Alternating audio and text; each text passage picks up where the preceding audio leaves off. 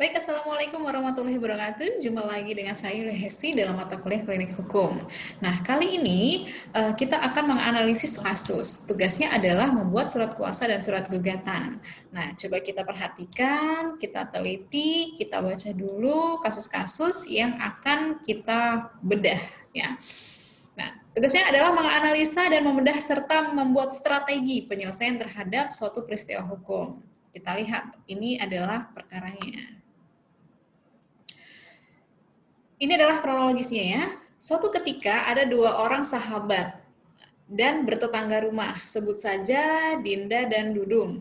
Suatu ketika Dinda ada keperluan uang untuk membayar hutang. Dinda kemudian minta tolong kepada Dudung untuk membantu Dinda dengan meminjamkan BPKB mobil milik Dudung untuk dijaminkan ke seseorang, bukan ke perusahaan pembiayaan konsumen, artinya secara individu, tidak menggunakan perusahaan pembiayaan. Dudung percaya saja sama Dinda. BPKB milik istri Dudung diberikan kepada Dinda tanpa tanda terima.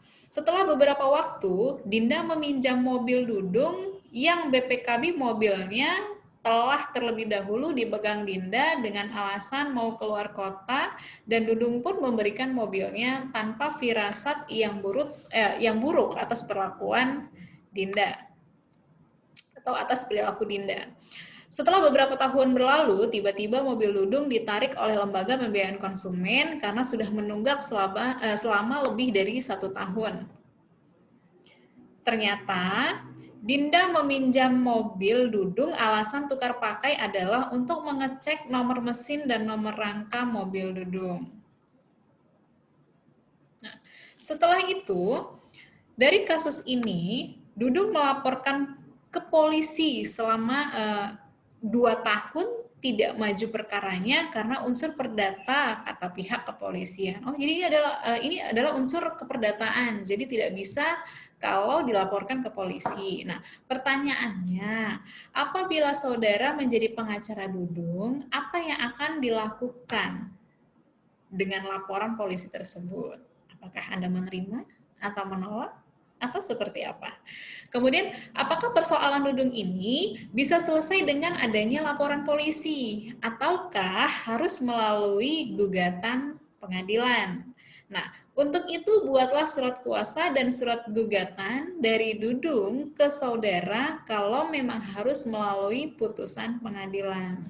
Nah, jadi harus seperti apa? Kalau memang harus melalui pengacara, kemudian akan dilayangkan ke pengadilan perkaranya, maka Anda hari ini berkedudukan sebagai seorang advokat dan pengacara yang akan menerima kuasa dari Dudung.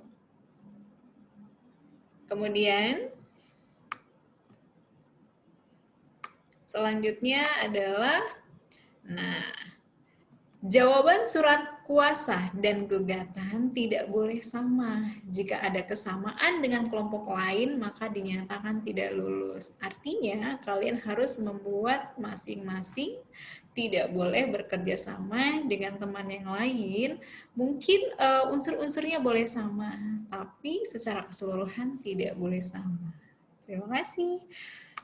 Silahkan dikerjakan. Dan sampai ketemu lagi dalam pertemuan berikutnya. Assalamualaikum warahmatullahi wabarakatuh.